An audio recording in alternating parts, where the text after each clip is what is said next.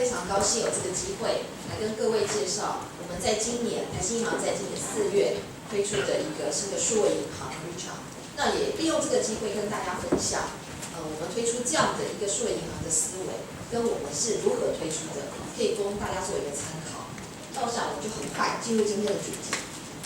那在主题开始，我想让大家先欣赏一段影片。那这个影片呢是在介绍未来的银行，我们先看一下。This is the near future. Some things have changed, but not the coffee. No, the coffee is still the same. They grow it far away from water. They ship it in, roast it, grind it, and press water through it until it's a tasty kickstarter for the day. But the things that are in place to provide this nice cup of coffee, well, that's a different story. Ben here knows all about it. This is his favorite place for having coffee, and working place too. He is a financial advisor. Did you see that? You just witnessed a grinder ordering coffee beans. It's now waiting for approval. And it's done. We do that a lot these days. It's like a very, very personal signature. This roasting company started using blockchain for all their transactions a few years ago. It was already popular for a while back then. And they started using a self-driving car service for the transportation of their beans. I remember the old days when paper was the main ingredient for trade finances. You know, for financing cargo. Oh boy, you could build a city out of the amount of trees that were spent that way. Luckily, it's all blockchain now. Yes, there's still a lot of banking, but not many banks. There are now many more services for transactions than 5 years ago. And for lending, oh, don't get me started. I can get credit almost everywhere, even me. Can you imagine? There's a lot that people can do for themselves these days, funding their own ideas using capital from their friends or clients. Technology has changed everything, and so fast that not everyone has been able to keep up. These past few years, banks have had a rough time adapting to the new world. They were busy with new regulations. Some were so distracted, they forgot to innovate. You can probably imagine what they went through.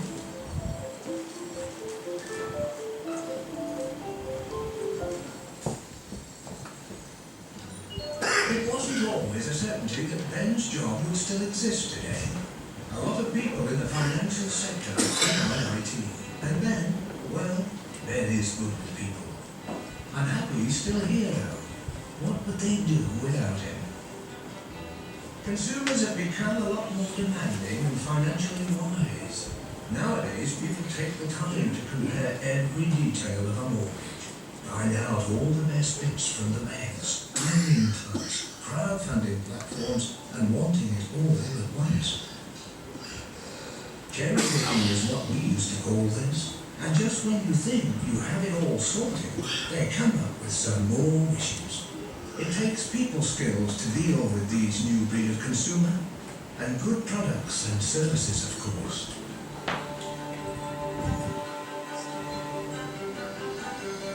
Well done, Ben. This is the near future. Things have changed.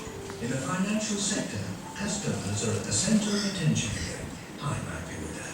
Some banks have come around. They are the ones that started to understand the new business economics and answered to the new competition.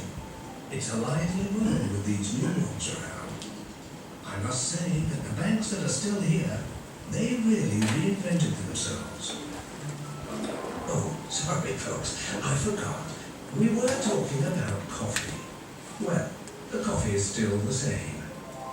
But the financial sector, that's a different story.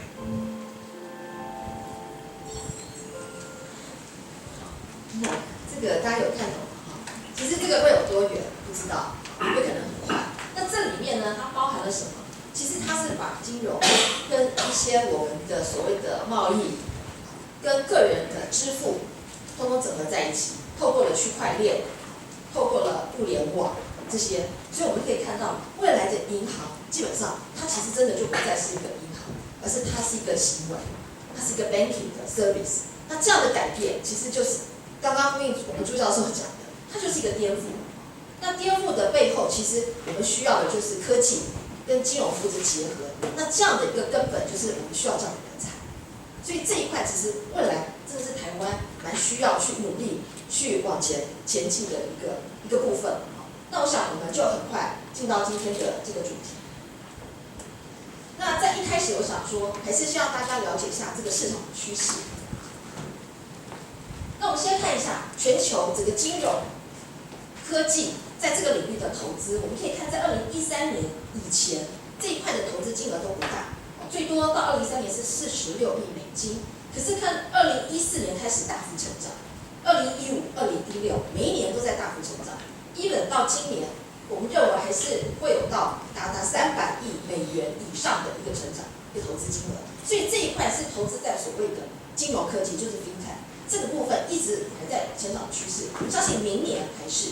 那这个是投资面，那我们看一下，如果是从产业面呢，我们来看一下，我们可以看到下面这3家 ，Apple、Google、Samsung，基本上它是非金融机构，可是它够大，是全球知名的企业，做得非常成功。那他们切入到了什么？金融的领域，他们都切入到了 payment。所以呢 ，Apple Pay 可能快的话，今年年底，那台新有可能是第一家推出。那 Google 是Google 它的Android Pay 也是，它原来是最大的搜寻网站，现在也进入支付。那Samsung也不用讲了，它是手机跟电器业的王国，当然最近出了一些状况，但是还是很大。那未来也是有Samsung Pay。那另外我们再看一下右边 PayPal 跟 Facebook， 这都不是金融业，可是他们也切入了金融的领域，提供了代理、微型的代理以及转账，透过 Message 可以转账，所以这个在显示了什么？消费者他其实改变，因为他觉得这些金融服务可能未来不再是一定要由金融业来提供，而是会由科技业。所以科技业基本上对未来的金融，它是一个底层很核心的一个部分。所以我们可以看到，在高盛的这个报告里面就提到，未来会有73%的客户期待这样子的一个金融服务是由科技业来提供。那接下来我们看一下，在人呢，在数位时代，我们讲数位原生代，有33%也认为他未来不需要银行，不需要银行，但是他需要银行服务，银行的这个服务。那有68%的人会觉得他管理金钱的方式会不同。那现在或是以往，我们可能还会去银行用存折啊，用什么来做记账啊，或者是手动记账。那未来呢，他可能用什么 APP？ 现在很多的 APP 都有很多很棒的记账功能，所以整个管理收支、管理金钱的方式也会改变。那甚至更有高达70%的人会认为，整个付款的行为也会被颠覆在5年内。所以过去，even在现在的台湾，我们还有高达76%的人是用现金，用信用卡、用悠游卡、用电子钱包，因为电子钱包才刚推出，也只有26%。所以这一块呢，未来将会变成一个无现金，不再用现金了。所以在这一块，说实在，大陆真的做的比台湾要进步的很多。所以我们常常听人家讲，你的朋友如果在大陆1个月，他不用带现金出门，他都可以活得很好。可是，在台湾如果这样，可能3天就不行，可能就没东西可以吃，没有东西可以喝。所以这个也是我们可以看到未来这个趋势的改变。那再来，我们再看所谓的数位原生代呢，当然他们年龄层相对比较低，大概16岁到35岁这样的一个年龄。那他们会注重什么？以过去传统以及现在银行，我们看以产品来讲，我们是以 product driven， 不是从客户的角度出发。那我们重视的是什么？产品的获利，那就是成本效益的考量。另外就是我要追求标准化到经济规模，因为成本才会降低，收益才会增加。可是从这些数位原生代的角度看，他看的不是这样，产品他希望着重的是体验，到底这个东西好不好用，是不是很便利，是不是很方便？那这个产品我如果跟你往来的时候，到底有没有什么特别的优惠？利率存款的利率是不是高一点，放款利率是低一点，手续费可不可以减免等等啊。那再来呢，服务呢，他希望不要是大家一视同仁，我不要标准化，我要个人化，我希望得到什么样的推波？如果是我个人的账户的，我希望有；可是如果是推销的、行销的，我可能不需要。那所以他有这样的一个思维，那这个也是我们必须要考量的。那我们再来看呢，这个整个全世界的金融机构受到刚刚以上这样的一个趋势的影响，都在做些什么呢？其实高达1/3以上的这些金融机构都在做所谓的数位创新，只是用的方式不同。那这里面我们只是稍微归纳比例用的最多的，其实每一家金融机构用的都不止一种。我们可以看到用的最多的是什么？跟 FinTech 合作。那当然也有成立数位银行啊，台新也有。那再来就是策略联盟、毕业合作，然后或者是金融机构自己呢，在公司内成立所谓的实验室，来做一个新创的发想，或者是成立技术的数位中心、育成中心，或者透过创投来做一些投资，把所谓的 FinTech 是不是可以把它带进来，来改变既有原来的银行的一些生态。其实很多的金融机构都是往这个方向在走，那台湾也不例外。那另外我们也归纳了，就是说整个银行呢，这个数位化的策略不外乎这3种。那第一种就是比较直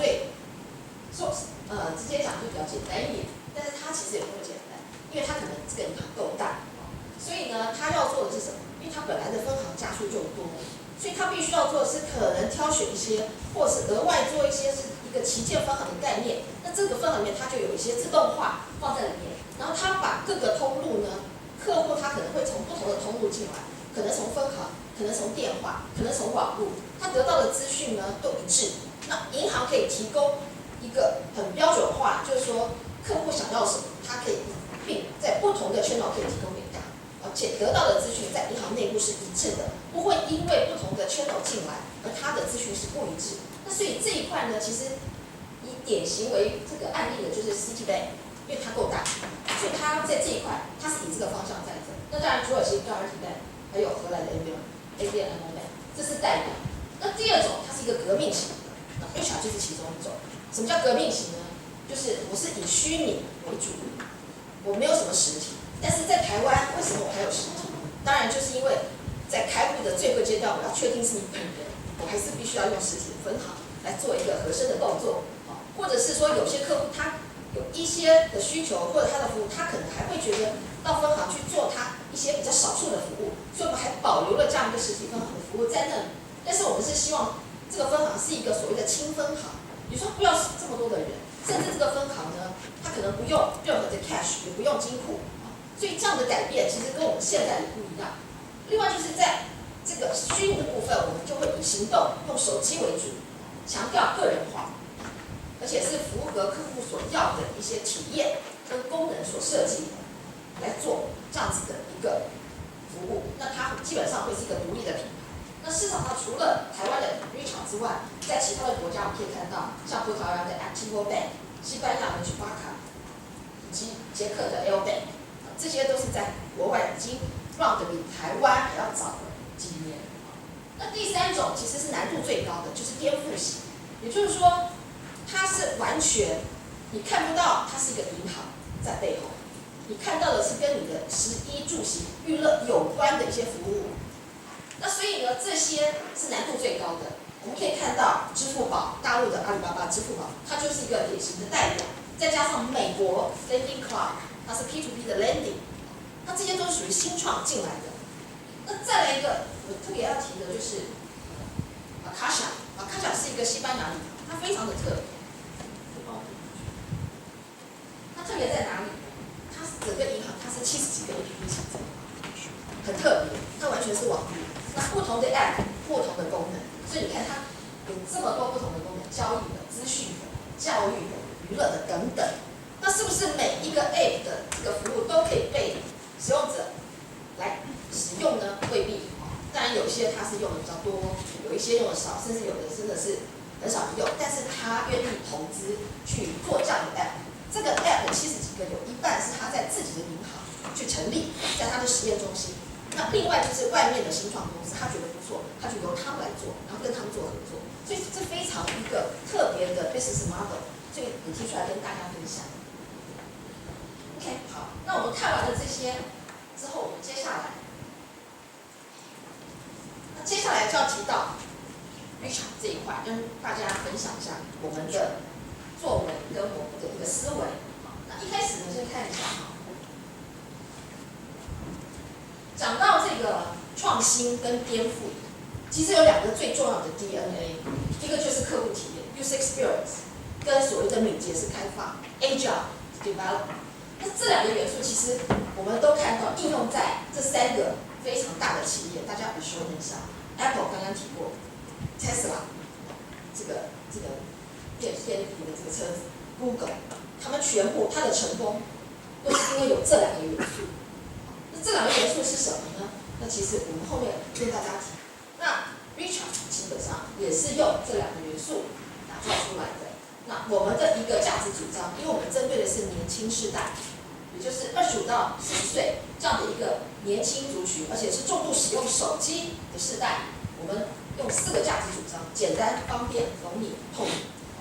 这个4个价值我们不是随便喊出来的，是我们花了1、2个月的时间，团队的脑力激荡，而且跟我们 TA 就是 target 的 audience， 我们的主要的客群，我们都有做很多的所谓的访谈啊，或者 interview 啊，或者是挖掘他们的需求，我们所设计出来的，我们所有未来的功能或服务的设计，都不出这样的一个范围，这才能满足他们的需要。所以接下来呢，我们先看一下一个影片，很短的时间，这个是 Richard 的一天，让大家先感受一下。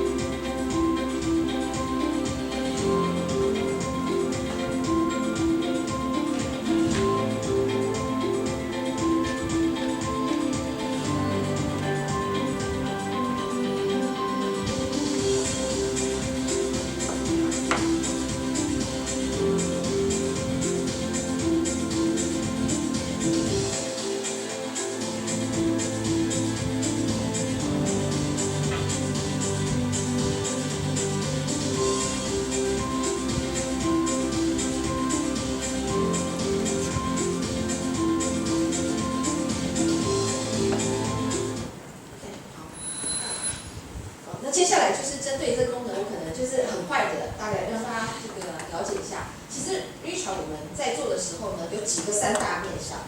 第一个就是产品，第二个是体验，第三个是行销。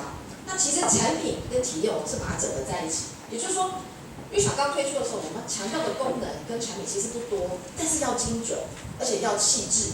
所以我们的产品基本上是把它整个 integrate 在一起，就是整合在一起，而不是单独来看。那搭配所谓的体验，这个体验也是有别于既有银行的那种感觉，让消费者在使用的时候其实是完全不一样的，也是一种颠覆的一个效果。那透过整个数位的行销来达到让使用者可以充分了解 Richard 的好处在哪里。那我们先看所谓的产品的整合的部分。刚刚提到，一般的产品我们都是各做各的，存款是存款，信用卡推信用卡，贷款催贷款。可是 Richard 不是 ，Richard 可以看到右边。我们有存款，因为开户一定就有存款。我们有信用卡，信用卡是用来做什么呢？支付，因为年轻人，不管是年轻人嘛，不管任何年龄，你每天都要花钱，除了存钱还要花钱。那另外就是投资。那这样的商品，我们把它整合在一起，也就是说，你的钱存进来之后呢，你的利率是高的，因为我们是1%的活储利率。那多的利息呢，你可以拿来投资，因为10块就可以投资。这个基金10块钱就可以投资。以现在来看，银行的基金的最低门槛，如果是单笔是5万，定期定额是3000，可是Richard是10块，所以对年轻人而言，是你小钱你就可以来进入到投资的门槛。一方面你可以投资，一方面你可以了解投资是什么，也可以帮助年轻人了解投资的内容。那再来就是你要消费，所以你用信用卡消费，消费之后呢，你可以得到3.5% 的现金回馈。那这个现金回馈是有别于传统的所谓的现金回馈。传统是说我等到下一次消费的时候再整理，可是 Richart 是把这笔钱直接存到账户，所以你消费越多，其实你可以赚的利息越高。以3.5%来讲，1万块，如果3.5%，你1年你就可以赚4200块，消费还可以存钱。所以如果这样算算，如果你今天是超过1万块，如果你是2万块的话，消费都用这个信用卡，我们叫 Agogo Richart 的信用卡，其实那你就可以接近1万块的存款会进来。这是现金回馈的这个价值，所以把它绑在一起的时候呢，基本上对消费者来讲，它就是整体的一个功能跟一个价值。那再来看另外一个体验是什么？就是我们整个的 dashboard 第一个页面，我们是有别于现在。我想任何一家的行动银行，你打开来看，可能不是9宫格，就是清单式。可是呢 ，Richart 是一个颠覆型的。这是透过我们的访谈跟survey，我们的客户他们喜欢看到是这样子的，非常具有人性化，可以放自己的照片，而且是选择你要的东西放进来，所以是非常可以个人化设计的。那再来呢，另外一个创新就是开户。原本的开户呢，传统的可能你要到分行的柜台，最快可能30分钟，慢的话可能要1个小时，可能要填7份甚至8份的申请书。可是，在 Richart 我们是完全线上开户，你可以透过桌上型的电脑，如果你有自然凭证，或者是你有其他的这种金融卡、金融凭证，或者在手机上，因为我们也第一家跟内政部合作，有所谓的行动自然凭证，所以在手机就可以完成开户。那这要多少时间？1分钟，所以大大的减短了一个开户的流程跟时间，这个获得很多消费者的好评。再一个体验是什么？转账。我们一般转账，我要转给你，可能我要知道你的账户的号码，银行是哪一家，我才可以转给你。那个账号呢，可能非常长，大概14码。可是 Richart 是什么 ？Richart 的转账，它的任意转，只要手机号码就可以了。那也不一定，就是收到款项的人，他不一定是要在 Richart 有账户，也不一定要在台新有账户。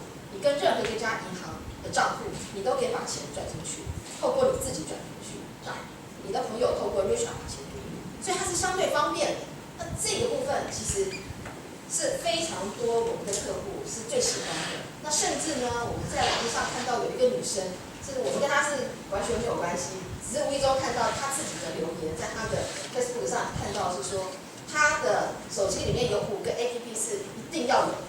第一个就是 Richart， 那我们看真的非常感动。那再下来，这个就是跟大家总夸的来讲一下，我们一开始推出的时候。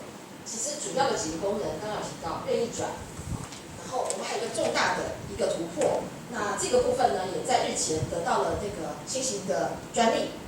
那这个就是登录前的预览，也就是说，大家其实觉得很困扰的是，我只是要进去我的这个网络银行或行动银行看一下我现在账上还有多少钱，可是我就要打使用者代号，要打密码，很麻烦。所以我们就创造了一个，就是说我根本不用去打这些使用者账号或密码，我就可以看到我3个主要的资讯，一个就是账户余额，一个是投资报酬，另外就是信用卡消费金额。所以这些东西对使用者来讲是非常方便，节省他很多的时间，而且也是一个独创，基本上也是颠覆了现在市场上所有银行提供的服务。那再来就是转账，那我们也加了一些功能，就是说你的支出呢，我可以用照片，可以当场把它拍下来，放在你的手机里。所以日后呢，你再去看的时候，你就会非常清楚知道，哦，我这笔钱原来是买了一双鞋子，还是买了一个皮包，还是买了什么，很清楚。好，那再来就是 Richart 365，这是要特别提的，这是结合我们年轻人的日常生活圈 ，daily life。我们只要加入会员，你基本上你没有来开户都没有关系，你可以透过我们很多的游戏或活动，可以累积 RB。RB 有点类似比特币，但是当然性质不一样嘛，好，它没有办法在市场上交易。那这个 RB 累积之后，到了一定程度，你觉得很多了，已经有500、1000了，那你可以做一件事情，就是赶快来开户，变成 Richart 的客户，这个5000或者是1000，好，或者500 RB 就会变成新台币，它是dollar for dollar，一块对一块。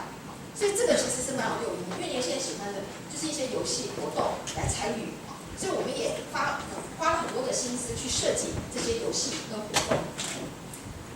接下来，那在后续呢，我们在今年11月，其实因为这样的功能跟流程的优化、跟体验的优化，我们是一直持续不断在做，并不是上线之后我们就停了，而是我们可能每2到3个月，我们都有新的功能或新的优化流程会推出来。所以在今年11月呢，我们也推出了3个比较大的功能，一个就是我们把用扫码支付也把它放进来。好，所以我们现在如果你是 Richart 的客户，你就已经有扫码支付，你可以去全家便利商店用这个去付款，而且付款呢，你就会假设你用的是信用卡，因为后面绑定的是信用卡，你就可以享受3.5%的现金回馈。那全家可能东西都是你必须每天可能都要用，所以对年轻人来讲是非常好的一个提供的一个价值。另外就是我们刚刚也看到，刚刚的影片也是有提到穿戴装置，其实未来的趋势这一块也少不到。那所以呢，在 Apple Watch 里面，我们也放了 Richart。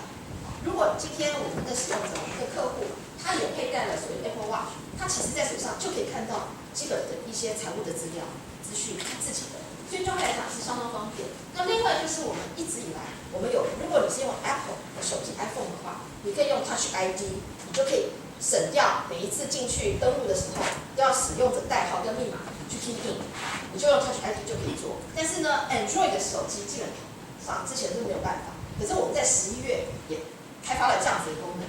所以如果今天我们的客户使用者他用的是 Android 系列手机，也可以用 Touch ID 的功能，直接进入。所以这个3项是我们今年10月推出来的。那我们接下来到年底到明年，陆陆续续都还有其他的功能会陆续上线。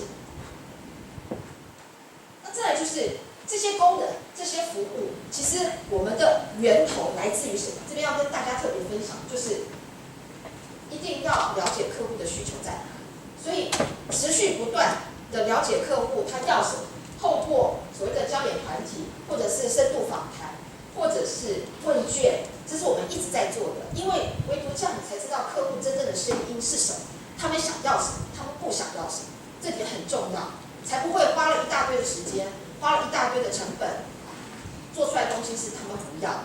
所以这个是非常重要的一点。那再来就是刚刚提到另外一个很重要的 DNA 是什么？敏捷式开发，这个真的是一个关键。也就是说，我们的业务单位、产品、业务、作业这些同仁、设计的同仁，如何跟 IT 共同合作、共同开发，这是一个新的开发的模式。这个模式是我刚刚讲到，不管是 Google 也好 ，Apple 也好，他们已经做了非常多年。那台湾呢，台新是第一家用这样的方式推出 Richart 数位银行所用的方式。也就是说，我们看点到后面，我们可以看到这个是办公室，也就是说它像个 garage， 也就是你把产品、业务、设计以及 IT 的人全部放在一个办公室，就像这么大一间，大家一起口问。也就是说，本来原来的传统的开发是业务单位呢，可能把需求列出来，光列需求可能花2个月、3个月，需求好了之后再跟 IT 讨论呢再沟通1个月，1个月好确定了之后开始开发，那开发要多久？可能半年出来之后再2个月测试，再上线，这样可能过了1年。所以当我们有好的东西想出来的时候，等到真正上线落实，可能1年过去。可是现在市场变化这么快，那1年前的东西跟1年后，说已经改变很多了。所以敏捷式呢，就是把这个功能呢，一项功能拆成细的，每一项可能拆成10项、20项细的功能、细的部分。那每一个功能我就是1周、2周去做，它是一个每一周就是一个冲刺。那每一个冲刺呢，你拆解完之后，你要去改，其实就容易。但是呢，它就必须耗人力，就是 IT 跟产品跟业务人一定要坐在一个办公室。你有这样的需求的时候，马上找 IT 来讨论，马上开发，开发完美马上测试。这是如果 OK， 就再请我们的外部的这些 target 的这个 TA 来做试用。好，如果不 OK， 再回过头来调整。所以它可以容许这样子在短时间之内密集的这样子一个来回的火花，来回的冲刺，才可以打造出在为什么才只有8个月到10个月的时间，我们的 Richart 可以上线。这是一个非常重要的关键。那我觉得这个应该是未来在台湾的银行业也好，甚至其他行业，我觉得应该逐步要用这种方式来取代。但是它毕竟是在前端，中后台的部分的 IT 的 server 当然还是要保留原来 IT 既有的技能跟能力。那前端的部分应该要往这个方向来迈进，这个对新的功能的上市跟推出是有绝对的帮助。好，那接下来就讲到行销，我不想我的时间还够不够？时间到了。结论在上面。好，那我想下一页。上一页。对，这一页我用这一页做结论，因为行销我觉得蛮重要，行销也是有别于传统的做法，所以整个行销不外乎4个重点，就是要视觉化、游戏化、社群化跟客户洞察。我想这边已经写得很清楚。比如说这样子的行销，我们要透过网络，要去了解你的客户的他们的意见，要做监测，要做追踪，还要互动，这个是非常重要的一环。跟传统的做法，你记 DM 记什么，这个已经 out of date。我想这个应该是值得跟大家分享的。OK， 那以上是我的一个简单的一个分享，谢谢。